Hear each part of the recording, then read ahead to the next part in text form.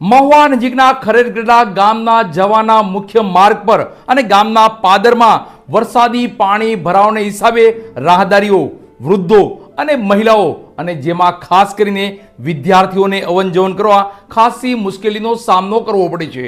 અને આ વરસાદી પાણી ભરાવાના હિસાબે રોગચાળો ફાટી નીકળવાની સંભાવના વર્તાઈ રહી છે. તંત્ર ટાણે યોગ્ય કરે તે જરૂરી છે. મહુવા નજીકના ખરેડગઢડા જવાના મુખ્ય માર્ગ પર વરસાદી પાણી ભરાવાના હિસાબે લોકો પારાવાર મુશ્કેલી ભોગવી રહ્યા છે. તો આ વરસાદી પાણી ભરાવાના હિસાબે રોગચાળો ફાટી નીકળવાની દહેશત વર્તાઈ રહી છે.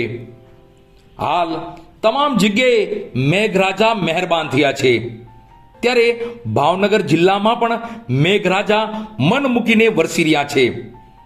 વરસાદ ખેતી માટે તો સારો, પણ આ વરસાદને કારણે ગ્રામ્ય વિસ્તારોમાં મુશ્કેલી સાથે રોગચાળો ફાટી નીકળવાની સંભાવના વર્તાઈ રહી છે. આજે વાત કરવાની છે મહુવા નજીકના ખરેડગઢડા ગામની. ખરેડગઢડાના ગામના પાદરમાં જ અને મુખ્ય રસ્તા પર વરસાદી પાણી ભરાવાના હિસાબે સ્થાનિક લોકોને ખાસી મુશ્કેલીનો સામનો કરવો પડે છે. અને આ વરસાદી પાણી ભરાવાના હિસાબે રાહદારીઓ, વાહન ચાલકો, વૃદ્ધો, મહિલાઓ અને ખાસ કરીને નાના વિદ્યાર્થીઓને અવર જવર કરવા, સ્કૂલે જવા ખૂબ જ મુશ્કેલી વેઠવી પડે છે. અને આવા ભરાયેલા પાણીમાંથી કમને પસાર થવું પડે છે. છેલ્લા ઘણા સમયથી આ વરસાદી પાણી ભરાયેલ છે અને તેમાં માખી, મચ્છરનો ઉપદ્રવ પણ વધ્યો છે અને જેના હિસાબે રોગચાળો ફેલાવાની સંભાવના વર્તાઈ રહી છે.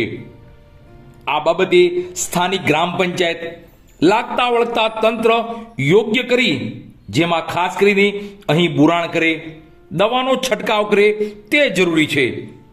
અન્યથા આગલા દિવસોમાં આ વરસાદી પાણી ભરાવાના હિસાબે અકસ્માત સર્જાશે, રોગચાળો ફાટી નીકળશે, તો તેની જવાબદારી લેશે કોણ?